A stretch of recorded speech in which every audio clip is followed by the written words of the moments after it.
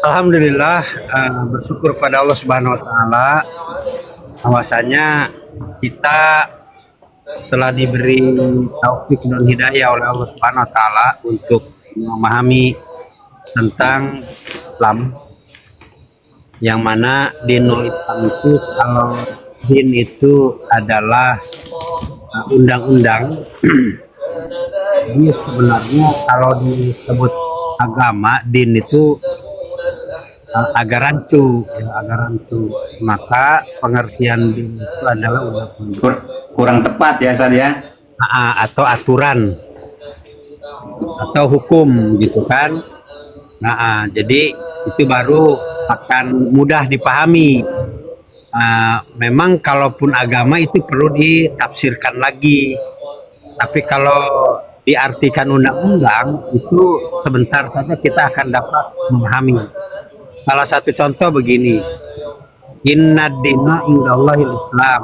Tidak ada undang-undang, tidak ada aturan, tidak ada hukum, itu baru yang diridhoi di sisi Allah selain daripada undang-undang atau aturan atau hukum, gitu kan, yang datangnya dari Allah gitu.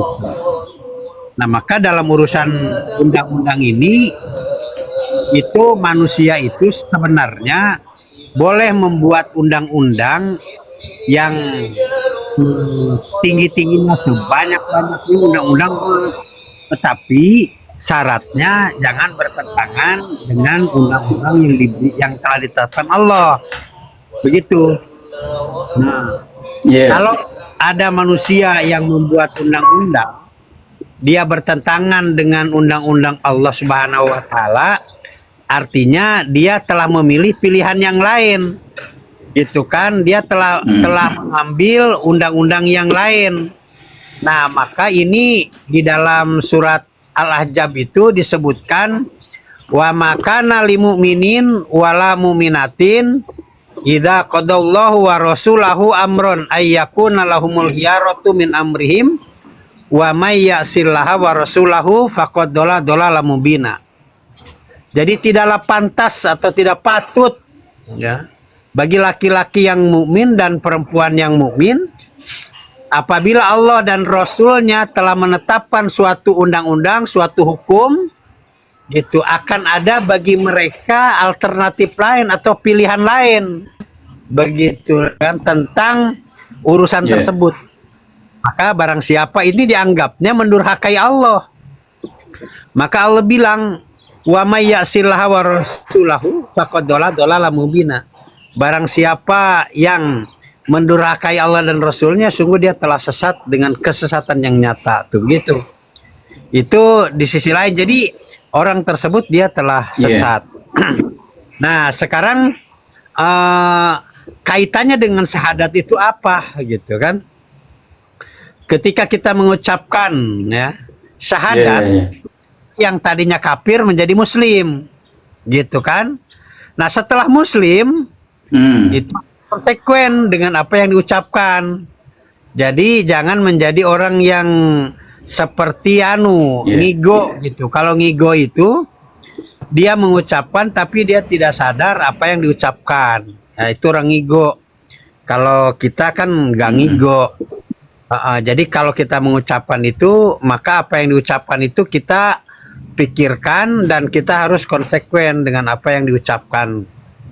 Nah, asyhadu gitu kan, Allah ilah, maka saya bersaksi bahwa tidak ada ilah kecuali Allah.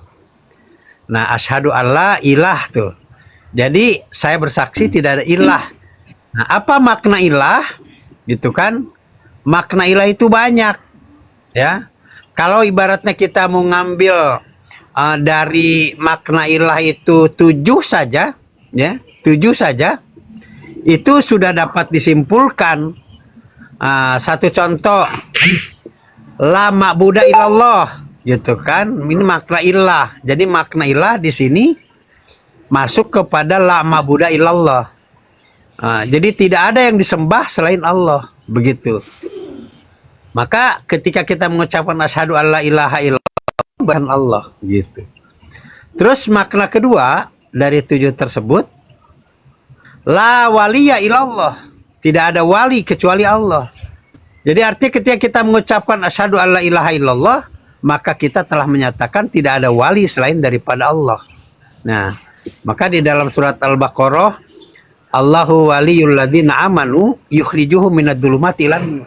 Jadi barang siapa yang menjadikan Allah sebagai wali dengan syahadat tersebut, maka Allah Subhanahu wa taala akan membimbingnya, akan menjadikan dia pada cahaya. Yang tadinya awam, dia menjadi cerdas ketika seseorang menjadikan Allah sebagai wali, gitu. Nah itu makna kedua, la waliya. Itu makna yang ketiga, la muta'a ilallah, tidak ada yang aku taati kecuali Allah.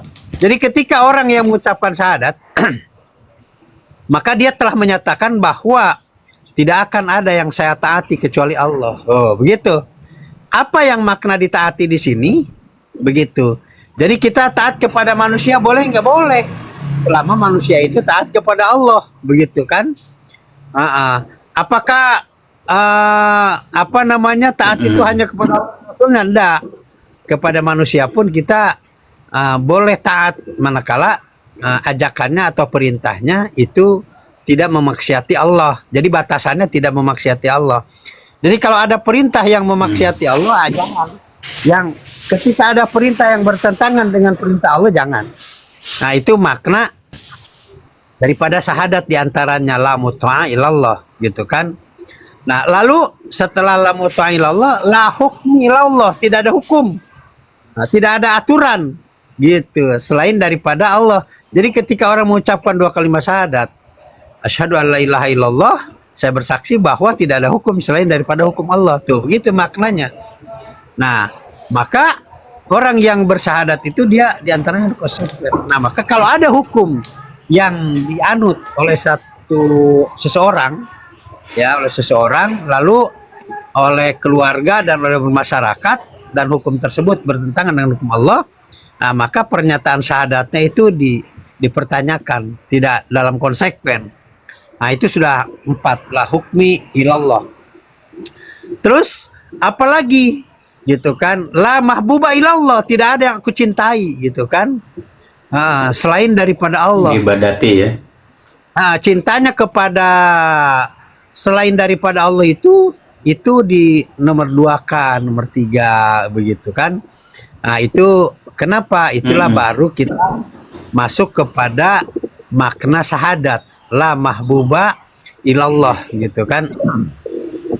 Nah itu diantara artinya orang-orang yang mengucapkan syahadat itu maknanya diantaranya itu, begitu kan.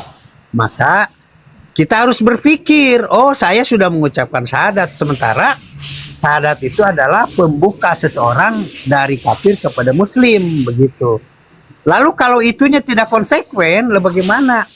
Nah maka Allah Subhanahu wa taala berfirman di dalam Al-Qur'an, ya ayyuhalladzina amanu lima taquluna ma la taf'alun. Wahai orang beriman, mengapa engkau mengatakan, begitu kan, apa yang tidak kamu lakukan? Tidak konsekuen, begitu kan, di dalamnya. Maka kabura maktan indallahi an taqulu ma la taf'alun. Allah benci katakan tetapi dia tidak mengamalkan. Nah, maka syahadat itu jika kita ingin diterima syahadatnya, dan dengan syahadat itu kita ingin masuk surga, gitu kan, maka berarti harus konsekuen dengan syahadatnya. Nah, dulu itu ada namanya Bilal bin Rabah. Bilal bin Rabah itu adalah seorang budak. Budak itu kalau di zaman itu adalah manusia yang rendah lah di mata manusia, begitu kan. Itu sehingga seakan-akan dia itu tidak punya pilihan, tidak punya katakanlah program, melainkan programnya itu adalah programnya majikan, begitu. Kenapa? Karena dia harus tunduk kepada programnya majikan. Nah, ketika dia mendapatkan satu pengajaran atau dakwah dari Rasulullah Shallallahu Alaihi Wasallam melalui sahabatnya. Nah, ini dia paham dan dia mengerti. Ketika dia mengerti, maka dia mengucapkan 2 kalimat syahadat. Dan ketika dia diketahui bahwa dia telah mengucapkan 2 kalimat syahadat, artinya dia telah berpindah din, telah berpindah aturan, begitu, dari aturan jahiliyah kepada aturan Islam yang menyelamatkan. Nah, maka konsekuensi daripada dia mengucapkan 2 kalimat syahadat pada saat itu, karena apa? Karena mayoritas pada saat itu sedang mengilahkan berhala, menjadikan berhala itu sebagai ilah. Nah, maka orang-orang yang bersyahadat seperti Bilal bin Rabah itu dia mendapat pentungan, mendapat siksaan, begitu. Nah, ini bagi Bilal itu adalah merupakan ujian iman, begitu. Jadi maka Bilal tidak berani melepaskan keimanannya, karena dengan melepaskan keimanan berarti dia telah mengingkari Allah. Dengan melepaskan keimanan berarti dia telah mengingkari Rasulnya. Dengan apa dia akan bisa selamat di hadapan Allah kalau dia mengingkari Allah dan Rasulnya? Nah, ini masalahnya. Nah, rahimakumullah, jika hari ini kita telah mengucapkan 2 kalimat syahadat, maka kita harus konsekuen dengan syahadat tersebut, begitu. Jadi jadikan Allah itu ahad. Jadi tidak ada yang melebihi Allah Subhanahu wa taala. Ini kalau ucapan kita sudah pada benar, kalau ucapan, begitu kan. Tapi secara praktek, secara perbuatan kita masih campur-campur, begitu kan. Masih campur-campur. Nah, dalam urusan inilah maka mudah-mudahan melalui Kamal Amung Rahman ini ya kita dapat teringatkan. Oh iya ya, itu dapat teringatkan, karena kewajiban kita itu saling mengingatkan. Nah, untuk apa? Supaya kita tidak gagal dalam membawa ladang amal soleh di muka bumi ini, sehingga kita pahala-pahala kita diterima oleh Allah Subhanahu Wa Taala sebagai bentuk buah daripada amal soleh waktu kita di bumi. Nah, untuk sementara begitu, host ya.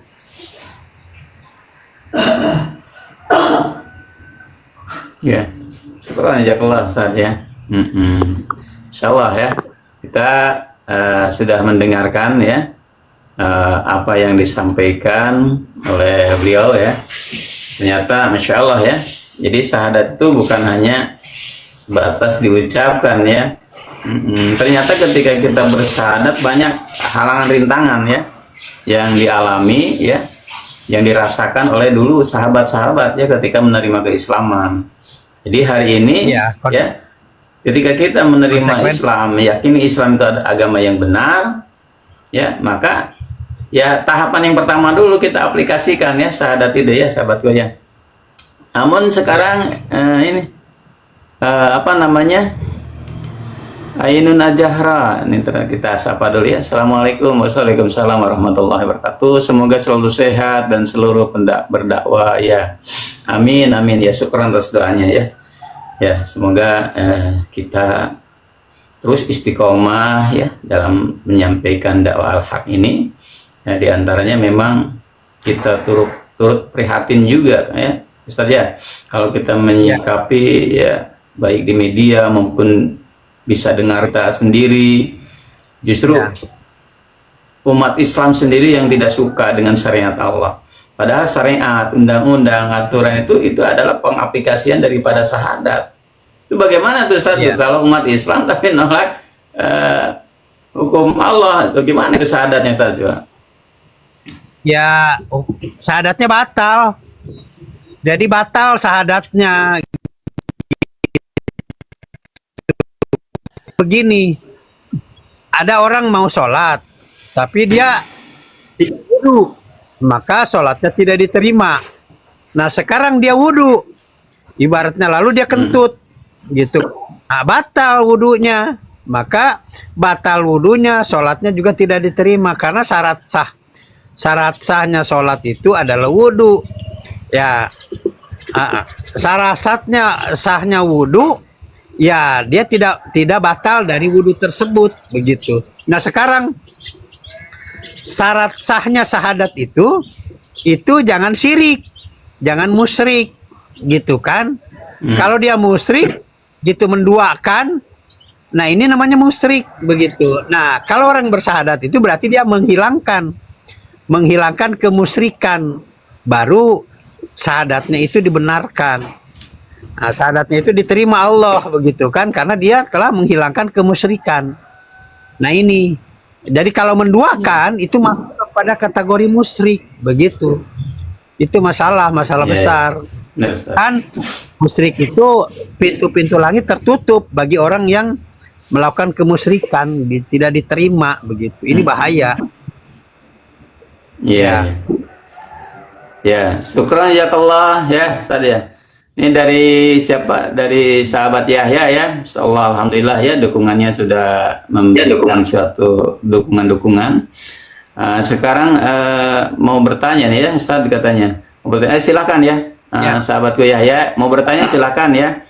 Kalau mau naik ke koma silakan ya. Ini aja ke multi ya. Silakan ntar naik. Kalau mau di komentar silakan ya, insyaallah. Kalau memang bisa kita jawab seperti itu ya, silakan ya. Sahabat Yahya ya, insyaallah ya. Yang lainnya ya, silakan ya. Ada Ustadz Aceng juga, silakan Ustadz Aceng kalau mau naik ya. Kita hari ini temanya untuk bagaimana ya aplikasi daripada syahadat ini sangat menarik ya, karena ini sesuatu yang menjadikan rukun Islam tapi luput dari pembahasan yang lebih sensitif ini ya, mendalam, sehingga banyak tadi ya. Bukan hanya cerita-cerita ini, justru dengan lantang ya, orang yang sudah bersahadat sebagai umat Islam yang menolak dengan syariat Islam ya. Padahal seharusnya ya jangan sampai seperti itu ya. Itu sebenarnya dia paham apa enggak gitu kan? Ini yang jadi permasalahan kan. Kalau nggak paham, masa dia kadang-kadang apa ya, secara ininya dia seorang pemuka agama lah, orang-orang yang ngerti, tapi justru dengan teriakan mereka ya menjadikan motivasi untuk menolak syariat Islam orang-orang yang awam ini. Kenapa? Karena dia lihat figur, Sad. Gitu, lihat figur, oh itu Ustadz Anu ya, begitu. Ya, itu yang jadi membuat begini Ustaz. Ketika seseorang itu dia dengan lantangnya di medsos atau di mana-mana, dia menyatakan bahwa tidak relevan begitu. Nah, kenapa? Karena dia mindsetnya salah. Apa mindsetnya salah? Begini. Jadi dia kira hukum Islam itu adalah hukumnya orang Islam. Gitu. Jadi syariat Islam itu dia pikir itu adalah punyanya orang Islam. Nah, sebenarnya syariat Islam itu punyanya Allah begitu. Jadi Allah yang kuat begitu. Nah, maka dengan hukum Islam, dengan syariat Islam, berarti dia telah menolak kehadiran Allah di dadanya begitu kan, dalam jiwanya. Itu dia tidak paham ke situ gitu. Nah, maka dia dianggap, di kita mah bukan Arab Saudi katanya. Di kita mah orang banyak beragama lain begitu kan. Apakah kita ini tidak menjadikan Allah ini sebagai zat yang kita yakini, zat yang kita imani? Ya, kalau kita jadikan Allah sebagai zat yang kita imani, ya dimanapun kita berada begitu. Dimanapun kita berada, kita wajib melaksanakan syariat Islam begitu. Dan syariat Islam itu syariat yang datangnya dari yang maha mulia. Begitu. Kalau kita meyakini bahwa Allah itu maha mulia, berarti apa yang dijadikan syariatnya pasti mulia. Begitu. Kalau kita meyakini bahwa Allah itu al-adil, ya, bahwa Allah itu maha adil, jadi ya tidak mungkin hukum yang dibuatnya itu tidak adil. Itu tidak mungkin, mustahil. Kalau Allah maha kasih sayang, tidak mungkin hukum yang dibuatnya itu tidak kasih sayang, tidak membuahkan kasih sayang. Itu tidak mungkin, gitu kan. Kalau kita yakin bahwa Allah itu maha melihat, maha teliti, begitu kan, tidak mungkin hukumnya itu tidak teliti, tidak adil, begitu. Nah, sementara kita yakini bahwa manusia itu al-insan mal khoto. Jadi manusia itu adalah suka lupa, manusia itu lemah, manusia itu doib, manusia itu fakir. Itu kenapa kita buat hukum untuk manusia? Begitu. Ya pastilah tidak adil, dolim, itu sudah pasti begitu kan. Nah, maka ketika kita menggunakan hukum itu, berarti kita telah siap untuk menerima konsekuensi ketidakadilan, konsekuensi ketidakjujuran, konsekuensi sayangnya. Itu konsekuensinya begitulah. Nah, maka ini bukan hanya rusak dalam kehidupan, tetapi juga kita batal dalam syahadatnya. Kalau batal dalam syahadatnya, artinya keislaman kita dipertanyakan. Nah itu. Nah lalu yang harus kita yakini itu bahwa apa yang tercantum di dalam Al-Quran itu datangnya dari Allah Subhanahu Wa Taala. Jadi tidak boleh kita tolak. Lalu ada yang berpikir begini, ya Ustadz itu kan dikiaskan katanya, dikiaskan. Ini bukan dikiaskan. Itu cari-cari alasan saja, itu diganti gitu kan, bukan dikiaskan begitu. Jadi pengkiasan itu berlaku bukan dalam kategori syariat yang ditetapkan begitu. Nah sama seperti begini nih. Zakat itu hukumnya wajib begitu kan. Nah maka ketika dalam ketetapannya wajib, mekanismenya harus diambil, lalu para ulama, nah bagaimana untuk melaksanakan zakat gitu kan. Nah maka diambillah bahwa zakat itu diantaranya adalah makanan pokok, ya itu pengertian zakat begitu kan. Lah sekarang pengertian hukum itu pertama untuk menghapus dosa, kedua untuk membuat jerak begitu. Hukum. Maka ketika hukum tidak menghapus dosa, karena yang menghapus dosa itu adalah Allah, lah maka hukum tersebut batal. Karena apa? Karena hukum bukan untuk menghapus dosa. Nah, jadi hukum yang dimaksud itu adalah hukum yang dapat menghapus dosa atau menghapus dosa-dosa pelakunya, begitu. Nah, itu yang kita inginkan. Kenapa? Karena kita akan mati, kita akan mempertanggungjawabkan. Jadi kalau kita dihukum lalu dosanya tidak hapus, lah untuk apa dihukum dengan dosa yang tidak hapus, begitu. Yang kedua, hukum itu membawa dampak jerak, begitu. Jadi bagaimana hukum dapat membuat jerak begitu kan? Itu hukum dari Allah Subhanahu Wa Taala. Nah, saya mau menggambarkan begini. Ada orang yang koruptor begitu kan? Orang yang koruptor itu kalau menurut keinginan manusia nih, menurut otak-otaknya manusia, itu dihukum mati gitu. Itu koruptor. Menurut hukum manusia begitu kan? Nah, sehingga ketika dia hilang mati, ini tidak sebanding gitu kan? Karena apa? Karena nyawa itu lebih mahal daripada yang dia koruptor begitu kan? Nah, maka menurut Allah orang koruptor itu dipotong tangan begitu. Itu menurut Allah. Begitu, dan dia masih bisa hidup begitu, tetapi dia membekas. Nah maka ketika dia dipotong tangan maka bersihlah dosanya begitu, dan akan membawa dampak jerak begitu. Tapi kalau dibunuh, itu menyalahi ketetapan Allah. Menurut Allah dipotong, dibunuh, itu salah. Walaupun itu dapat membawa efek jerak, jeraknya dapat, tapi dosanya dihapusnya tidak dapat begitu kan. Kenapa? Karena salah, menyalahi begitu. Nah ini waktu liman rahimahullah itu nggak bolehnya. Nah maka ketika kita mengganti itu sama saja kita menjadi Tuhan begitu. Kenapa? Karena hak menetapkan hukum itu adalah haknya Allah Subhanahu Wa Taala, kecuali kita menetapkan hukum yang tidak bertentangan dengan hukum Allah Subhanahu Wa Taala, kita boleh. Ya seperti itu Ustaz.